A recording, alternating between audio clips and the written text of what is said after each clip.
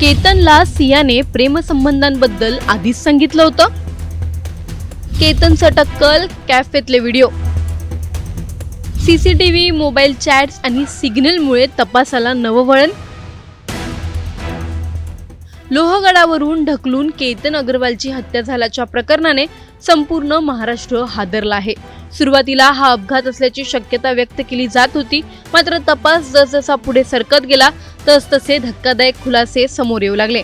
होणारी पत्नी सिया गोयल, तिचा कथित प्रियकर चेतन चौधरी, हत्या करण्यासाठी आखल्याचा आरोप असलेला कट, सीसीटीव्ही फुटेज, मोबाईलमधील चॅट, सर्च हिस्ट्री आणि दोघांचे परस्पर विरोधी जबाब, या सगळ्यामुळे हे प्रकरण दिवसेंदिवस अधिकच गूढ बनत चाललं आहे.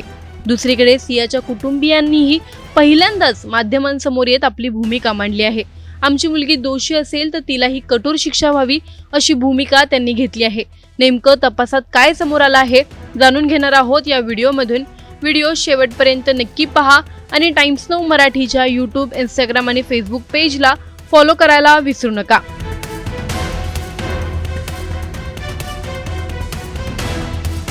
लोहगडावर झालेल्या केतन अग्रवालच्या मृत्यूचा तपास आता प्रत्येक दिवसागणिक नवे वळण घेत आहे. पोलिसांच्या प्राथमिक तपासात हा अपघात नसून नियोजनबद्ध हत्या असल्याचा संशय अधिक गडद झाला आहे. या प्रकरणात अटक करण्यात आलेल्या सिया गोयल आणि चेतन चौधरी या दोघांकडून सातत्याने चौकशी सुरू असली तरी दोघेही महत्त्वाच्या मुद्द्यांवर एकमेकांवर जबाबदारी ढकलत असल्याची माहिती समोर येत आहे. तपास यंत्रणेनुसार सिया चौकशी दरम्यान अनेक प्रश्नांवर मौन बाळगतेय, तर चेतन चौधरीने आपल्या जबाबात गंभीर दावे केले आहेत. चेतनचा दावा असा आहे की त्याला सियासोबत नवीन आयुष्य सुरू करायचं होतं, मात्र सियाचं कुटुंब आर्थिकदृष्ट्या प्रभावशाली असल्याने ते दोघांना कुठेही शोधून काढतील, त्यामुळे केतनला मार्गातून हटवणं हाच एकमेव पर्याय असल्याचं सियाने सांगितलं आणि त्यानुसार आपण हे पाऊल उचलल्याचा दावा त्याने केला आहे. मात्र सियाचा जबाब याच्या पूर्णपणे विरुद्ध आहे. तिच्या म्हणण्यानुसार सुरुवातीला केतनला ढकलण्याचा प्रयत्न झाला होता, पण तो अयशस्वी ठरला. त्यानंतर चेतननेच पुढाकार घेत हे तुझ्या एकटीकडून होणार नाही, आता हे काम मी पूर्ण करतो असं सांगत स्वतः ही जबाबदारी स्वीकारल्याचं सियाने केलं आहे. त्यामुळे तपास यंत्रणेसमोर आता सर्वात मोठं आव्हान म्हणजे या दोघांपैकी सत्य कोण बोलतंय हा प्रश्न. या प्रकरणात आणखी एक धक्कादायक बाब समोर आली आहे. काही माध्यमातील माहितीनुसार सियाने चौकशीत असा उल्लेख केल्याचं सांगितलं जात आहे की केतनच्या डोक्यावर वीग असल्यामुळे त्यांच्यात दुरावा निर्माण झाला आणि त्याच काळात चेतनशी तिची जवळीक वाढली. मात्र अशा कारणामुळे एखाद्या व्यक्तीच्या हत्येपर्यंत परिस्थिती कशी पोहोचली हा तपासाचा महत्त्वाचा भाग ठरणार आहे, कारण अशा दाव्यांची सत्यता तपासल्यानंतरच निश्चित होऊ शकते. मात्र दोघांच्या जबाबामध्ये एक महत्त्वाची बाब मात्र समान असल्याचं समोर येत आहे. पोलिसांच्या माहितीनुसार केतनला ढकलण्यासाठी एक ठराविक सिग्नल निश्चित करण्यात आला होता. त्यानुसार सिया केतनशी बोलताना खाली वाकेल आणि त्याच क्षणी चेतन येऊन त्याला दरीत ढकलेल असा कथित प्लॅन होता. हा दावा तपासात अत्यंत महत्त्वाचा मानला जात आहे. तपासात आता इलेक्ट्रॉनिक पुराव्यांनाही मोठं महत्त्व प्राप्त झालंय. केतनच्या मृत्यूच्या आदल्या दिवशी म्हणजे 17 जून रोजी सिया आणि चेतन एका कॅफेमध्ये जवळपास 1.5 तास एकत्र बसल्याचं सीसीटीव्ही फुटेज समोर आलं आहे. या फुटेजमध्ये दोघे एकमेकांशी जवळीक साधताना, मोबाईलवर काहीतरी पाहताना आणि त्यावर चर्चा करताना दिसत असल्याचं सांगितलं जात आहे. तपास अधिकाऱ्यांच्या मते याच भेटीत कथित कटाचं अंतिम नियोजन झाल्याचा संशय आहे. याशिवाय सियाच्या मोबाईलमधील सर्च हिस्ट्री आणि इतर डिजिटल पुरावेही तपासासाठी महत्त्वाचे ठरत आहेत. पोलिसांच्या माहितीनुसार लोहगडाविषयीची माहिती, तेथील जागा आणि नियोजनाशी संबंधित काही बाबी तिच्या मोबाईलमधून समोर आल्याचं सांगितलं जातंय. या डिजिटल पुराव्यांच्या आधारे हत्या पूर्वनियोजित होती का हे सिद्ध करण्याचा तपास यंत्रणांचा प्रयत्न आहे. दरम्यान या प्रकरणात सियाच्या कुटुंबियांनी प्रथमच माध्यमांसमोर येत आपली भूमिका स्पष्ट केली. सियाचे वडील प्रवीण गोयल सध्या रुग्णालयात उपचार घेत आहेत. मुलीच्या अटकेचा आणि केतनच्या मृत्यूचा मोठा मानसिक धक्का बसल्याचं त्यांनी सांगितलंय. केतन हा अत्यंत चांगला मुलगा होता, आम्ही त्याला मुलांसारखंच मानत होतो असं ते म्हणाले. त्याचबरोबर चेतन चौधरी कोण आहे हे आम्हाला माहीतच नव्हतं, त्याचं नाव देखील आम्ही याआधी कधी ऐकलं नव्हतं असा दावाही त्यांनी केला आहे. प्रवीण गोयल यांनी आणखी एक महत्त्वाचा मुद्दा उपस्थित केला. जर सियाचं दुसऱ्या व्यक्तीसोबत प्रेमसंबंध होते आणि त्याबद्दल केतनला माहिती होती तर ही बाब वेळेत दोन्ही कुटुंबांपर्यंत पोहोचली असती तर कदाचित आज ही वेळ आली नसती असं त्यांचं म्हणणं आहे. सियाची आई पूजा गोयल यांनी ही वेगळी भूमिका मांडली आहे. त्यांच्या म्हणण्यानुसार सिया आणि चेतनची ओळख क्रिकेट सामन्यादरम्यान झाली होती, मात्र त्यांच्यात प्रेमसंबंध असल्याची कल्पना आम्हाला नव्हती. तसेच 18 जून रोजी लोहगडावर जाण्याचा आग्रह सियाने नव्हे तर केतननेच धरला होता असा त्यांचा दावा आहे. या संदर्भातील काही चॅट सियाच्या मोबाईलमध्ये असल्याचंही त्यांनी सांगितलंय. या उलट केतनच्या कुटुंबियांनी यापूर्वी असा दावा केला होता की 17 जूनच्या रात्री सियाने स्वतः फोन करून वाढदिवस साजरा करण्यासाठी लोहगडावर जाण्याचा आग्रह केला. त्यामुळे आता दोन्ही कुटुंबांचे दावे परस्पर विरोधी आहेत. नेमकं सत्य कोणाचं याचं उत्तर तपास आणि डिजिटल पुराव्यांमधूनच मिळणार आहे. तपासादरम्यान आणखी एक महत्त्वाची बाब समोर आली. पोलिसांच्या हाती सिया आणि केतन यांच्यातील काही रोमॅन्टिक चॅट्स लागल्याचं सांगितलं जातंय. या संभाषणांवरून दोघांचं नातं सामान्यपणे सुरू असल्याचं चित्र दिसत असल्याचा दावा केला जात आहे.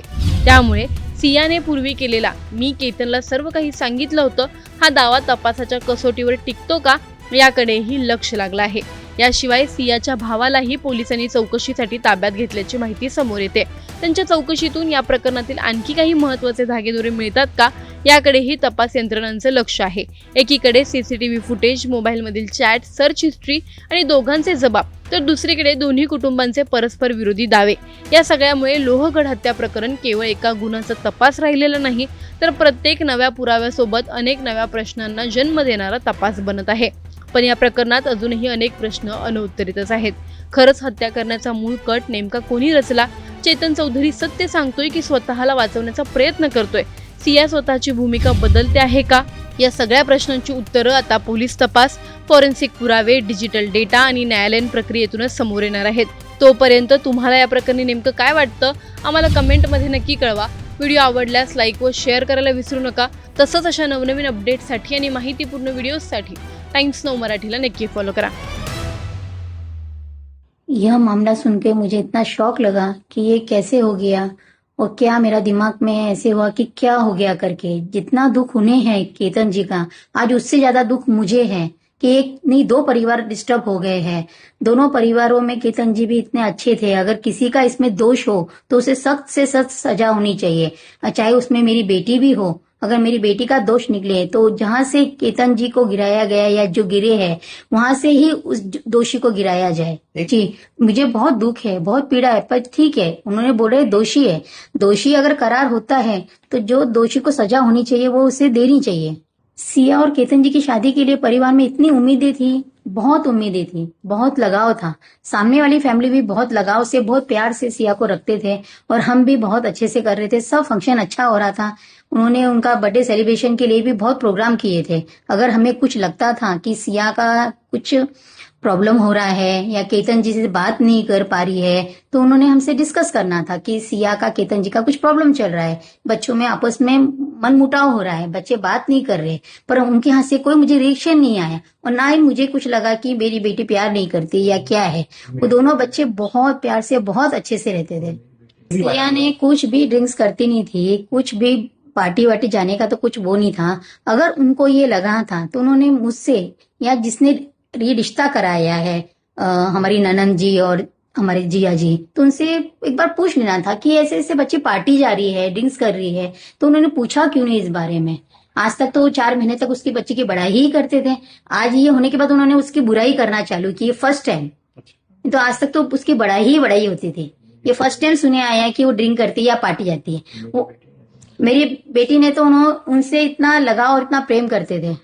नहीं, कभी नहीं, पता नहीं लगा है. जब से सगाई हुई थी बच्चों की कोई वो नहीं था. जब भी बात करती थी केतन जी से बात करती थी और सब बच्चों में दोनों में बहुत बॉन्डिंग था.